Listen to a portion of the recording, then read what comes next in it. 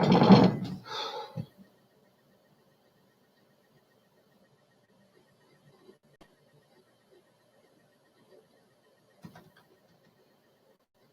and welcome to this taste challenge. We have from 1984, well, of course not this bottle, but introduced in 1984, Blanton single barrel. Thank you, Sonia. Still have about a third of the bottle left. I think that's about a third. And she gave this Kentucky Straight Whiskey to me, Blanton Distilling Company.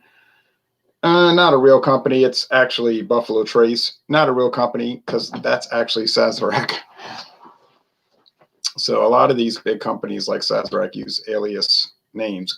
They use Glenmore Distilling, Barton Distilling, Buffalo Trace, Barton 1792 Distillery,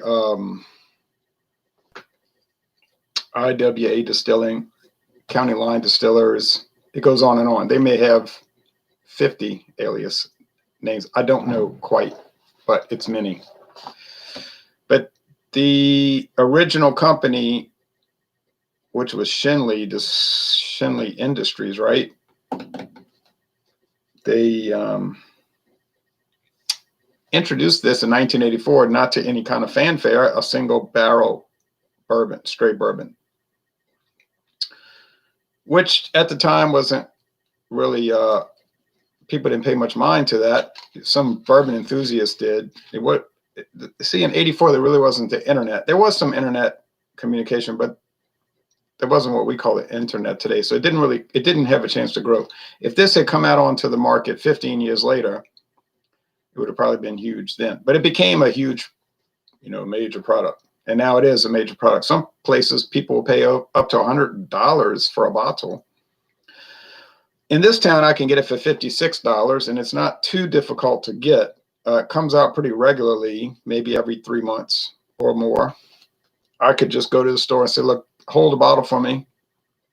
The manager definitely would. So other stores will mark it up to $100 and just say, oh, well, too bad for you. But if you're a regular customer and you know the people, they'll take care of you, But so around here, we're talking about $60 a bottle.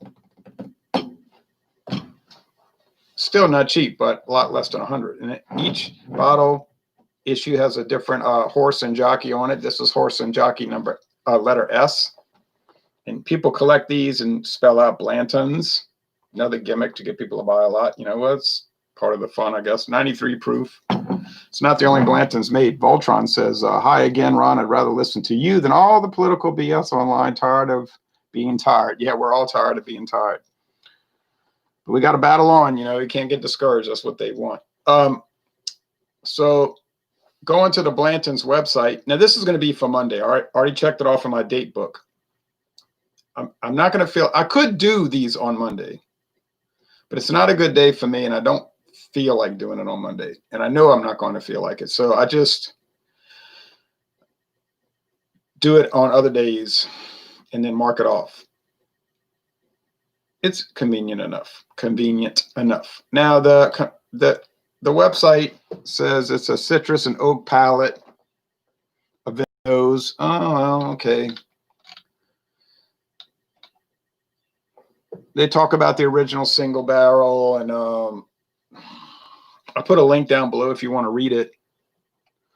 I did go to that house. It's a separate house on the campus, on the property. A separate production house, warehouse, factory house. It's not big. They put the labels on by hand at a table, and I made videos. It's on my website, on my YouTube channel, showing them in there. And I was walking around taking videos. I liked it. It didn't cost any money. It was a free tour 3 years ago, so it was well worth my time.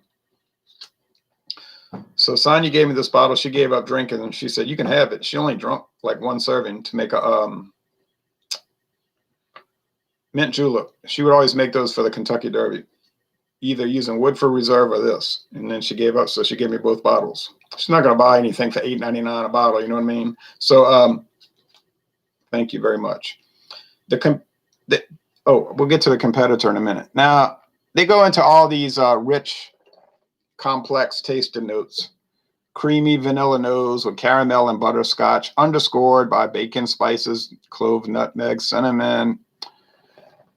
Honestly, I don't usually pick up on all that when I taste these, and I don't try to frame it like I do pick up on it. I read some written reviews and they'll be like 2 paragraphs full of descriptors. I'm not saying those people are wrong. I'm just saying I don't pick that up, and it does seem hard to believe that they could be picking that up. But I'm still not saying they're wrong. There are probably people that can have a lot better, a much more sensitive nose and palate than me. All right, to me it just tastes like a pretty strong, very good bourbon whiskey. I'm not too sure about the $60 price. When I first tried it, I thought it just tasted like a spruced up, extra special Buffalo Trace, which I had tried Buffalo Trace. My friend David tended to agree with that assessment, but that's probably not correct either, but they're coming from the same place. Now, there's some other editions you can't get in the US. Well, at least you're not supposed to be able to get them. There's the gold edition, which is 103 proof. They say international and domestic markets, USA and the world. I've never seen the gold in the United States. Maybe I wasn't looking, but I just honestly never saw it. International markets, straight from the barrel. It's not, maybe you can get it in Japan. There's the green label, Barton Special Reserve. 80 proof. So it's just an 80 proof version, you know, like a regular 80 proof version. That's one I'd like to try, the mild version. There's the Special Reserve. Oh, I'm sorry, that is the Special Reserve. So are there more than this? Knowing these liquor companies, they probably are. I know there's some special picks, barrel picks that you can get at certain stores. That's just like a vanity piece, though. You understand? So that the liquor store can say, look, we got our name on a bottle. It's sort of like getting your name on the International Star Registry. You know, there's a star named after you. But anyway, I'm not disparaging. That's fine. Okay, family-owned company, so no problem. Now, the editor is the Cascade Hollow from George Dickel. Not even currently produced, but available. Obviously, I bought it last year. It's around and dwindling numbers, but I found it for $8.99 for this liter bottle.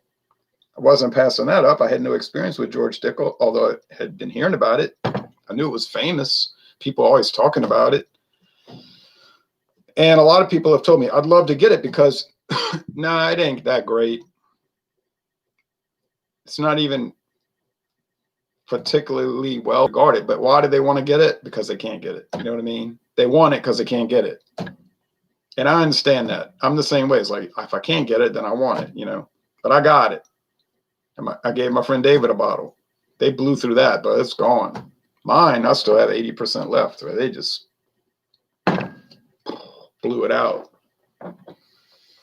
And they all liked it, obviously. If they don't like it, it's never going to get drunk. Like at the hot rod shop or at my friend David's house, if they have any kind of if they take issue with the liquor at all, it never gets drunk.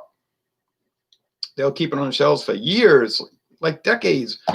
Just say, why don't y'all just drink it and finish it off? They don't want to waste it. They say, well, we'll cook with it, whatever, you know. Okay. I just can't bear looking at a bottle that's half full and never getting addressed. It's like some kind of like, you know, obsessive, compulsive, like irritation. I just don't like that. So I'm going to finish. But this one's okay. I don't have that problem with it. And they obviously did not either, since they just, like I said, it was gone. But I'm resting on it, nursing on it, thinking on it, drinking through it. How has it done in taste challenges? Well, in the solo review that I did at the dining room table, you saw me do that. I liked it a lot. I was wondering how it would do in challenges. It's been uneven. Sometimes it loses terribly. It's not even close. It has strange flavor. Sometimes I can't tell them apart. Maybe a couple of times it won outright. But I've had a number of experiences with this where I could not tell it apart. It was very confusing and discouraging, I guess.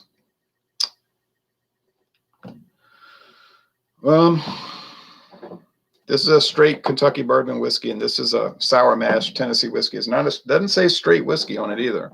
And I noticed that the Dickel 12 doesn't say straight. So that's probably meaning that almost certainly means they're aging it. It's got to mean that they're aging it in used barrels, because it can't be the age. This is 3 years old.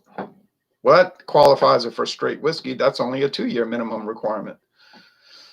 The George Dickel 12 has no age statement, but that means it has to be a minimum of 4 years. Well, that's 2 years past the straight whiskey requirement minimum, so it's got to be a barrel issue, which in a way is not even an issue. If they don't want to age it in new barrels, fine. They can put it in used barrels. Diageo is a huge company. They make a lot of straight bourbon anyway, or not even straight bourbon, just regular bourbon, which may not meet the 2-year requirement, but it has to be in a new barrel. So you see there's a lot of flipping around for the requirements. So, but if you keep those regulations straight in your mind, then you can keep track of what is what, and you can kind of determine what you're dealing with. Of course, along the way, you're going to make some mistakes and go back later and say, oh, wait, I forgot about that part of it.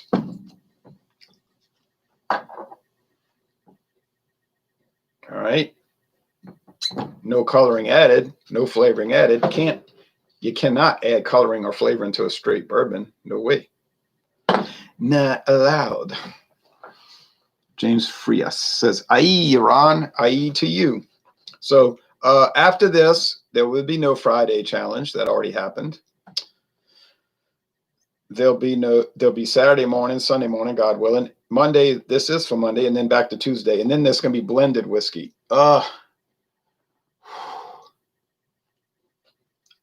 Okay. The blended whiskey can be interesting, but you're not dealing with a whole lot of quality with those. It's like, it's sort of like what's worse, you know what I mean? But it's still interesting in a perverse way. This long neck, you got to watch the long neck, because it somehow allows a free flow. And if you start to pour, it just come out. So if you're trying to pour a little bit, be very careful, because it'll just flow. It's like a 1982 Mustang GT with free flowing exhaust, with the 5.0 engine. So, keep that in mind when you pour it. You might pour more than you want.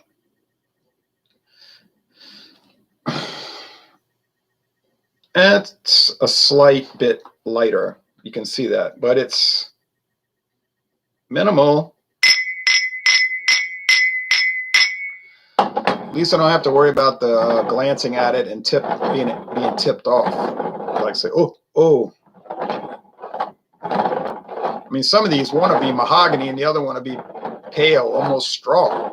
So you have to close your eyes. You'll blank. You'll know.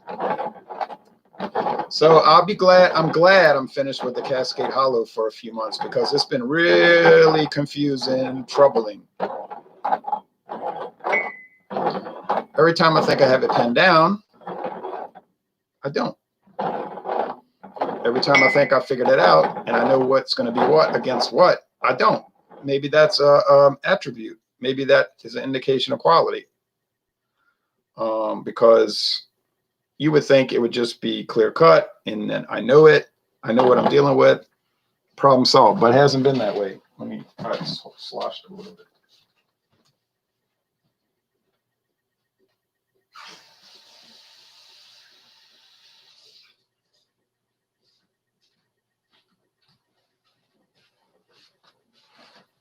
Now, what's coming up on Saturday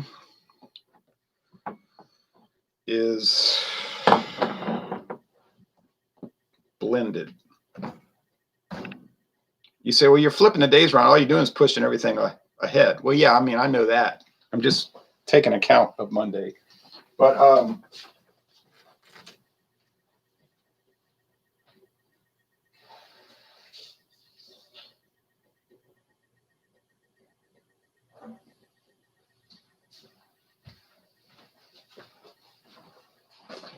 Some people say now the one coming up in on Saturday morning is the JW Dance Charcoal Perfected blended whiskey with natural flavors and caramel color added.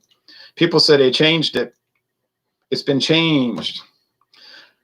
I don't know if it's actually been changed. I just think they might have updated the label to make it more clear cut and accurate. They used to just say Charcoal Perfected Whiskey from Tennessee. Kentucky. But it might have always been a blended whiskey. Of some sort.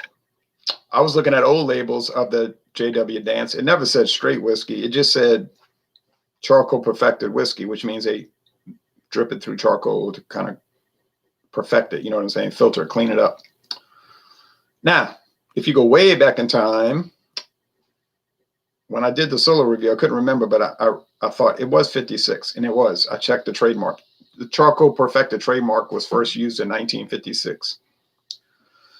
If you look at really old bottles from the 1970s with the old tax stamp on the neck and all, it said aged 10 years.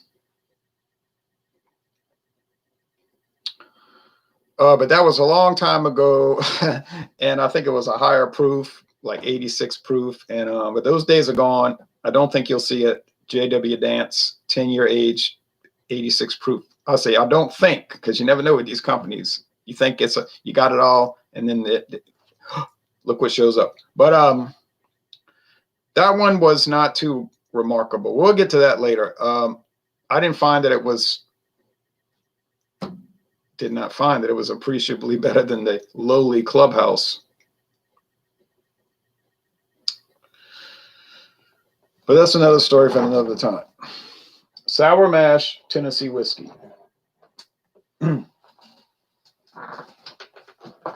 Cascade Hollow batch recipe. That's the full name of it. Cascade Hollow batch recipe. We're talking price. Blanton's had better be way better. The only way Blanton's going to win today is if it's much better, because we're talking about $60 a bottle versus, let's say, normal price. The normal price here would be $60, and the normal price for the Cascade probably be about $18 for a liter, maybe $22. Yeah, for a liter, $22. I got it for $8.99, but that's an aberration. That's a totally unrealistic price in almost every case. But okay, this is still a whole lot more than 18 if we're talking 750 milliliter bottles. So now, do I predict that the Blanton's is going to be that much better? I think it will be. The proof should give it away, but I thought that was going to be the case with the Stedman Select 86 versus 80, but it didn't turn out that way.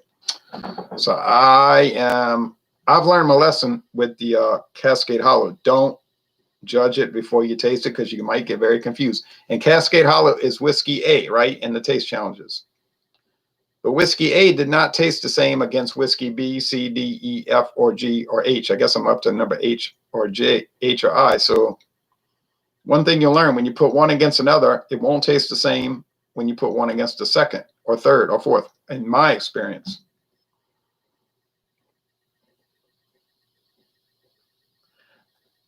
My friend David would probably say, you're wrong. You don't have enough experience. I've been doing this since the early 80s. I can tell them apart. I know it. He may be right, but I haven't seen him do any blind taste tests. So until that happens, it's all just conjecture. It's just him saying it. So my challenge to him would be do the blind taste test. Now he's going to say I'm busy, A, which he is. B, I don't want to do it. I don't have any interest in going on the internet and doing a channel and doing taste tests. And I would say, fine, no problem. But you still have to consider that you haven't done it, so you can't quite be that definitive. This smells like regular old whiskey. I don't know what else to say. That's the U.S. government regulations. I've talked about that. If you read the U.S. government, they say bourbon whiskey should have the aroma and flavor generally associated with bourbon whiskey. There's some nuttiness, like almost peanuts, but obviously it can't be that, but it's a lot of corn. I mean, both of these are predominantly corn. Let's cut to the chase. These are corn whiskeys. One is from Tennessee. It's sour mash. It's 80 proof. It's aged 3 years. This one is from Kentucky. There's no age statement. It's at least 4 years old, probably much longer than that. And it's a single barrel. And I've talked to distillery people. They have sort of communicated to me that single barrel is more of a gimmick than a real thing. I've talked to them. I said, well, what makes single barrel so great? They said, well, nothing really. We just grab a barrel and pour it. It may not be better. It may be inferior in some ways. Like Jack Daniel's single barrel. They said, we just grab a barrel and pour it. Whereas the Jack Daniel's General, the normal Jack Daniel's, is a blend of different barrels. They try to get to the normal taste, which may be better than a single barrel that they grab. So it's just something they came up with, is like to have an angle on the market. I want to see if there's a frequently asked questions area that might give an age statement. Okay, frequently asked questions. I'm having trouble finding Blantons. How do we go about getting a private label or barrel selection?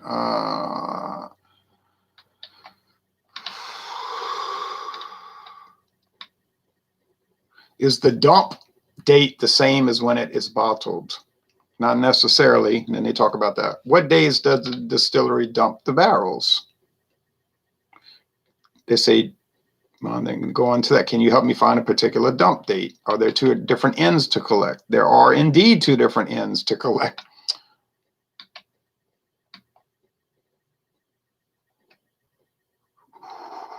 And there's all kind of questions. What is the bottle worth and all that? Okay, this one smells very Pillsbury. What do you call those things? Biscuits, breakfast biscuit smell. You say, you're crazy. No, I'm telling you.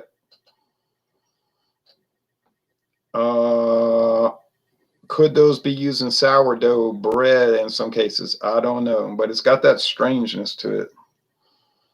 My thinking right now is this has got to be the Cascade Hollow because of this sourdough bread, breakfast, Pillsbury biscuit thing, strange oddity to it.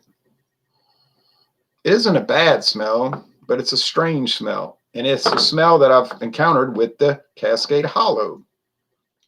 I know when people watch these, they're more intrigued. They want to buy the bottle even more because they say, I want to smell that. I want to taste that strange thing you keep talking about. I know I would be the same way. I don't know what to say about it, except that I'm smelling something that I've not encountered before with whiskey. Is this more standard? Yeah, it is. Sweet corn, candy corn, some flower nectar, the dried fruitcake fruit. I don't find that Blanton's is as exquisite as people say it is.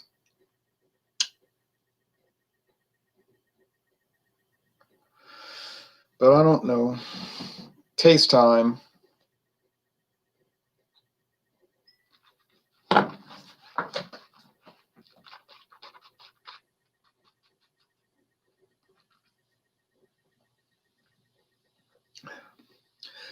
I'm trying to pick up that proof, that 93 proof. It's got a lot of mint, like a peppermint. It seems to be that. You ever notice that whiskeys, a lot of times that taste like peppermint or spearmint? Ooh, kind of clean too. And I think the Blanton's is got a clean aspect. And I don't recall the Cascade Hollow having any. One thing I never associated with Cascade Hollow was clean. I said in a previous video that it was mushy. How can something taste mushy? I don't know.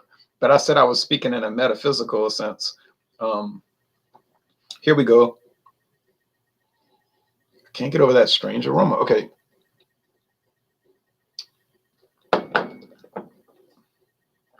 I need to start dusting the house. I'm delaying. I hate to use that dusting spray. It works wonders, I guess, but boy, it makes you feel like you're covered with dusting spray. I hate it. But I'm going to do it. I'm going to do it. I'm going to do the whole house. I'm going to make the meat. I'm going to make all the meat.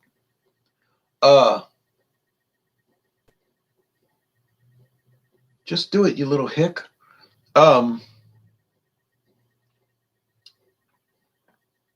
It tastes, I don't know, it's sourdough strangeness. I can't, how can I translate strangeness to words? I can't really.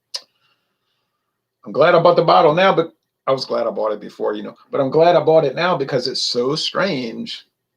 When you're a stranger, and I can't get over it. But it'll be months before it comes back around against. I think since I'm rushing along with Dickel, I may as well do Dickel 12 next, right? You say, what about Ancient Age 10 Star? I've been waiting to hear about that for years. I know, me too. But I can't do them both at the same time, huh?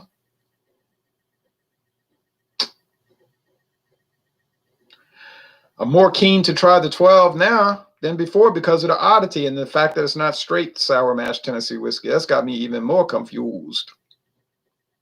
The Jesse James bourbon, I guess I'm going to keep that to last because I'm not expecting too much goodness from it.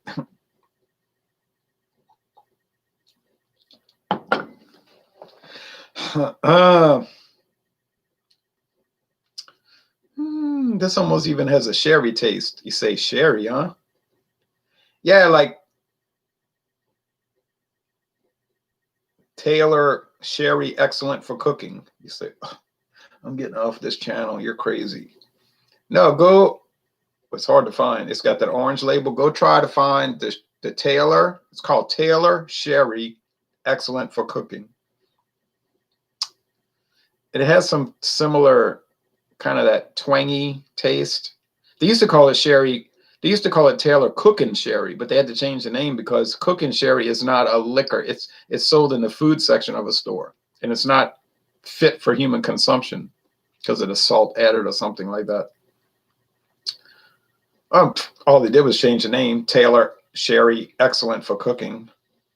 Everybody knows what that means, but it has some concomitant aspects, shared aspects. It's strange. I know it sounds crazy.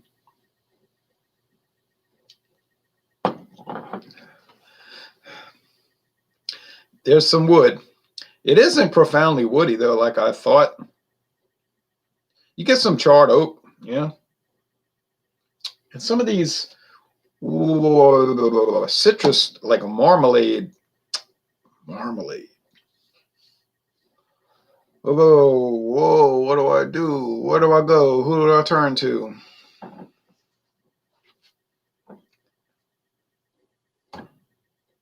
$32, $42, $52. No, I'm sorry, $18, $28, $38, $48, $58, $68. $40 bottle difference?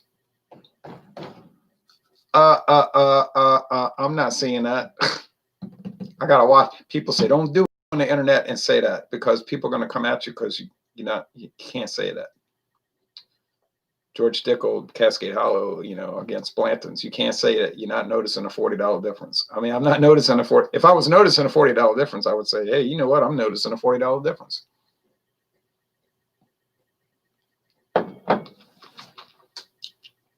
There's a difference. I'm not really picking up a lot of barrel here. Charred oak, no. I wouldn't pay $40 extra, but you could if you'd like. It's your money. Do what you want with it. I don't care. You say, but the George Dickel doesn't have a horsey on it, nor a rider, nor a jockey. Not to mention it has two different type of ends. It's true. I would have to say, even before I designate which is which, or determine, I would have to say that by virtue of looking at the price, and some people will tell me price should never matter, never talk about price. Now, see, I don't agree with that because people have to buy it, right?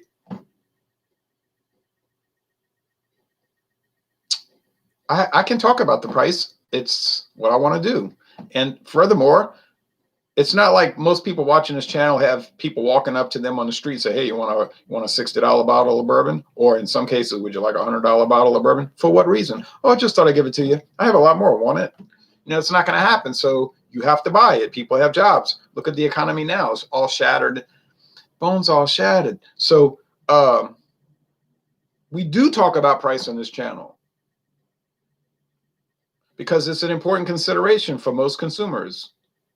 You might say, well, I'm a multimillionaire. I'm a short little man in a red suit, and I live in a house up on a hill, and it's a mansion, and I have 2 swimming pools.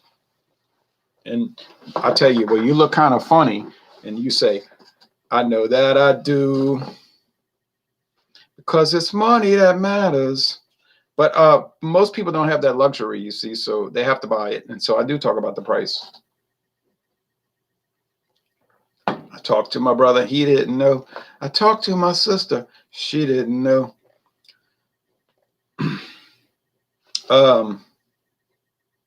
Fascinating. It's a fascinating taste challenge. I thought it would be interesting.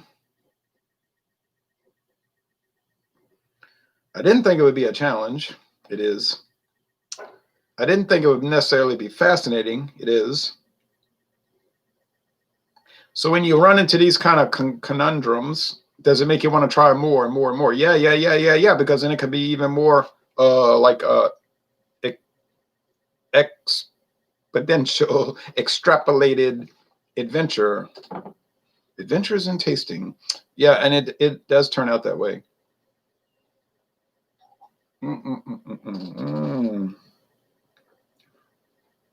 But bottom line, this has got to be the Blantons because there's too much charred oak, and I think there's too much body, and I think there's too much strength, proof. Not as profound as I had imagined. Okay, it's been over 30 minutes. But when I taste these two, it seems like I need 2 hours and 30 minutes. You know what I mean? Like I gotta spend that much time with it. But that's not practical. I'm gonna say this is the Blantons. Now, if it says CH, then I'll be totally wrong, obviously. Embarrassed, yeah, a little bit. But not too embarrassed because these things work out that way sometimes. It's like Debo said, it's a wiggly world. You just don't know. Okay, so I'm going to say Blantons.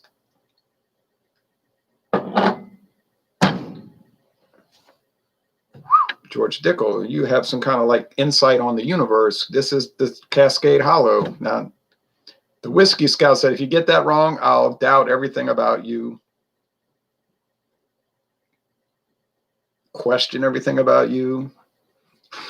Disparage everything about you with no remorse. And I told him, I said, I would agree with that. I would encourage that. But it is the fact. It has happened live on the air. That's the Cascade Hollow, dag-nammit.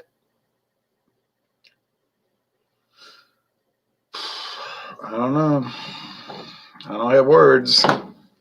I wish I had words. So this is the Blantons?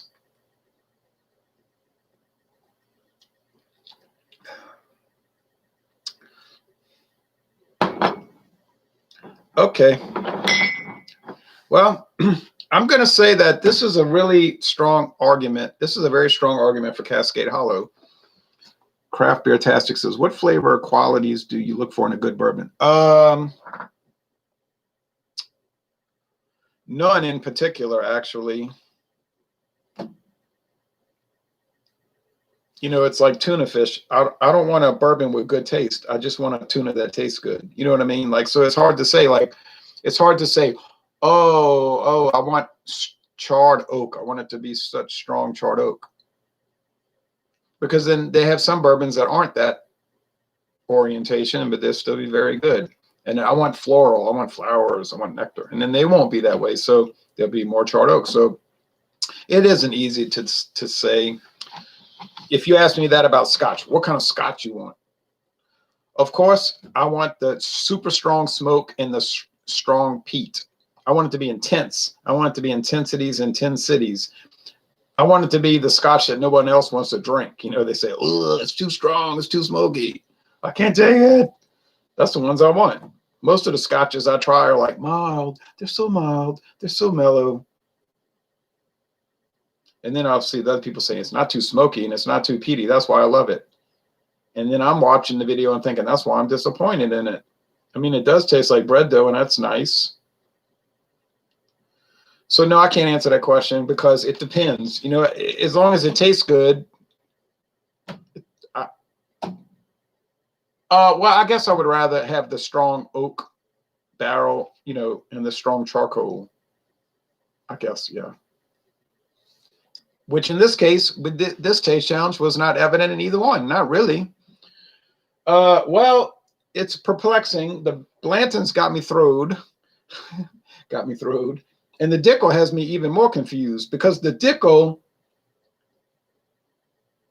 I will say this, more than any whiskey I've done on this channel, this one has quite confused me.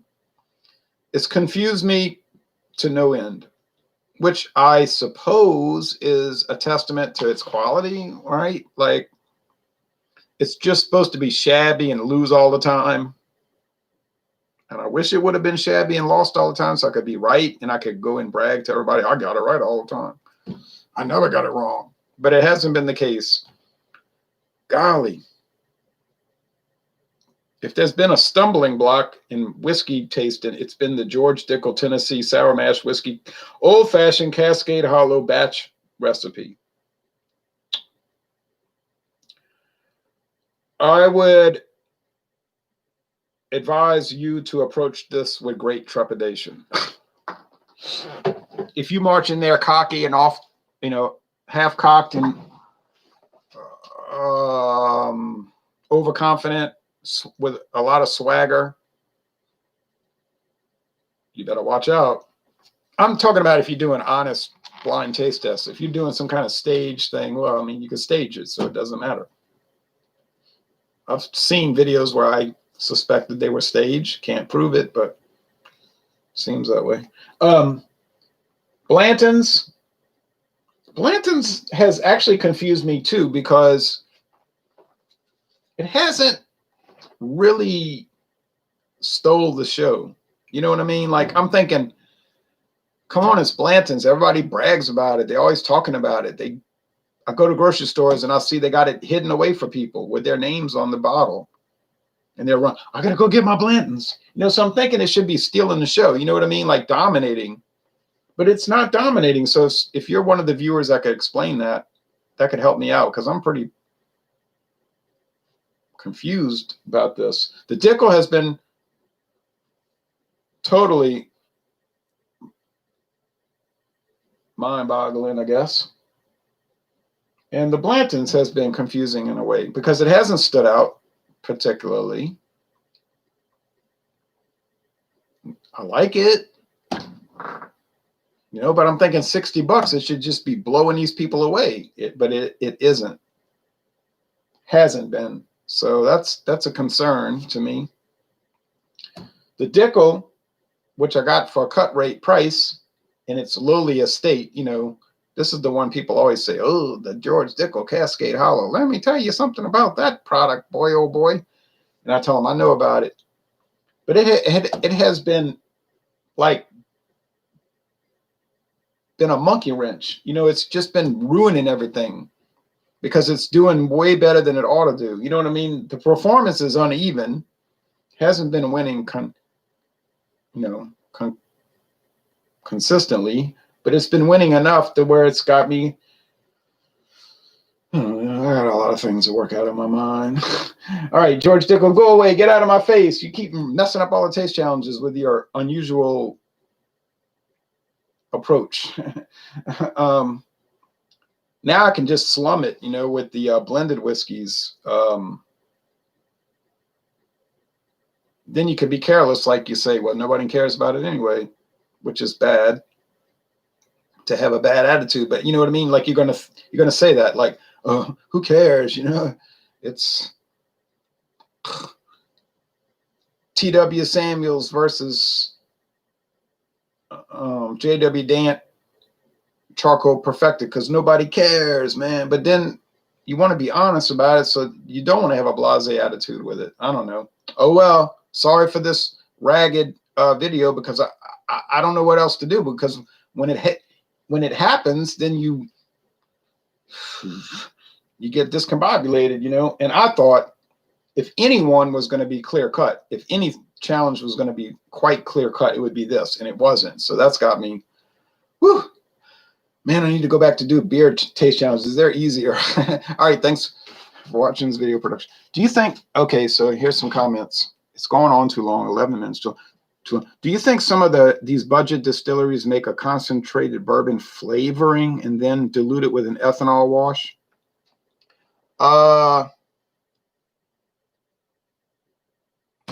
Would that have to be with the bourbons, though? I mean, the blended whiskeys, because I think the bourbon has to be pretty purified, right? That's a great question. And I would tend to believe it. But then there's a problem with that, because if you look at the regulations on the Tax and Trade Bureau website, they only give one instance where they can add one. What is the flavoring they talk about? Blending sherry. That's it. They say blending sherry. They don't say bourbon flavoring, you know what I mean? So